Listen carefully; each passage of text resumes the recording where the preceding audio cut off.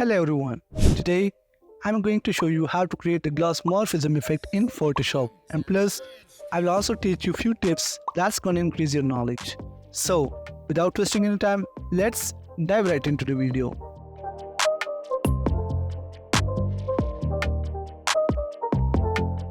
Look, I have this background.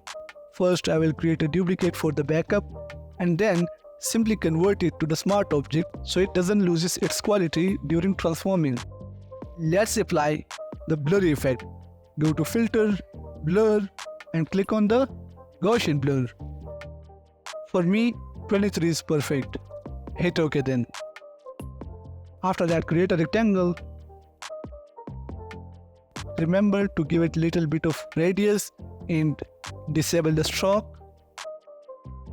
Then go to layers, hold Ctrl and put that layer at the top of that blurry layer.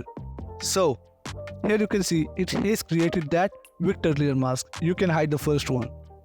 Now we are going to apply the stroke and the other stuffs. Select the blurry layer, go to the blending options of this layer,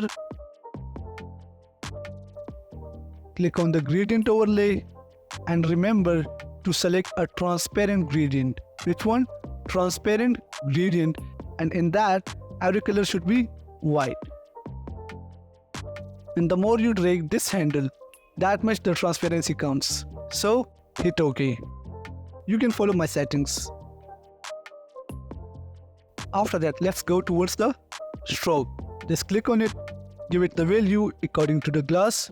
For me 6 pixels is enough. Okay, and remember, instead of color I will select the gradient and make a same gradient that we just created for gradient overlay. Hit OK then. Just drag it up from the bottom so the gradient can clearly be seen. Lastly, we are going to apply the drop shadow. So that's fine. You can follow the settings.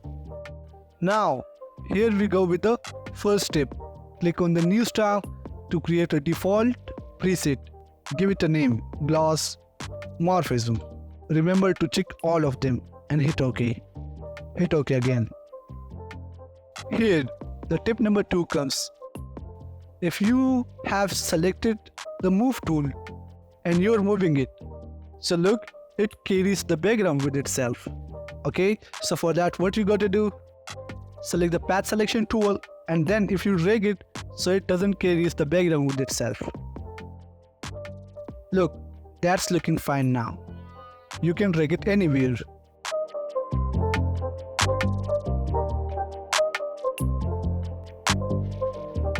It's time for the details. So I will just drag my details. If you want this login data, the link can be found in the provided description. So convert it to the smart object and drag it over there. If you see, it looks dull. Okay, so simply duplicate it twice. It's looking fine now. Wait, I have 2 things to tell. First, if you zoom in, check out the picture quality, how amazing it's looking. So I have just recently uploaded a tutorial about top 10 free stock photo websites. So the link can be found in the provided description as well as in the I button, so you can watch that. Now let me show you how to apply that same preset that we just saved as a default blending option. So I will go to the second picture, just duplicate it, convert it to the smart object and use all the steps that we just applied in the previous model picture.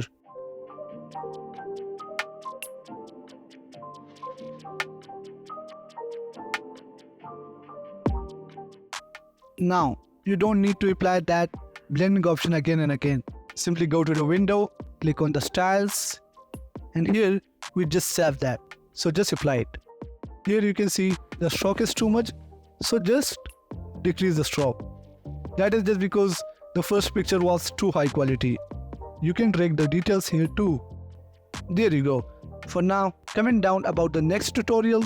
At the end, like the video and subscribe to our YouTube channel. Thank you.